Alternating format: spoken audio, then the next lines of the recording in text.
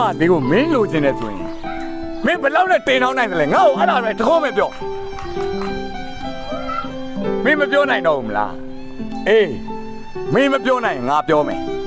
မင်းငါညမောက်တကယ်ချစ်တယ်ဆိုလို့ရှိရင်ငါညမောက်လိုချင်နေဆိုရင်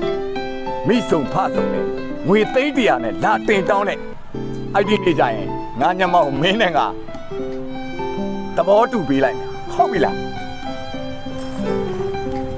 ကောင်းပြီလေအားလားဆိုရင်ကိုကြီးလည်းကျွန်တော်ဂတိတစ်ခုတော့ပေးရမယ်ကျွန်တော်အချိန်ကာလလေးတစ်ခုတော့စောင့်ပြီကိုကြီးကကျွန်တော်မြားလေးကိုတကယ်ချစ်တာပါကိုကြီးကမြားလေးလည်းကိုယ်စောင့်နေပြီပါကောင်းပြီလေ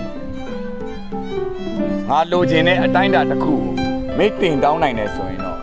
ငါဘက်ကလည်းစောင့်ပေးရမှာပေါ့ဒါပေမဲ့အခုချိန်မှာတော့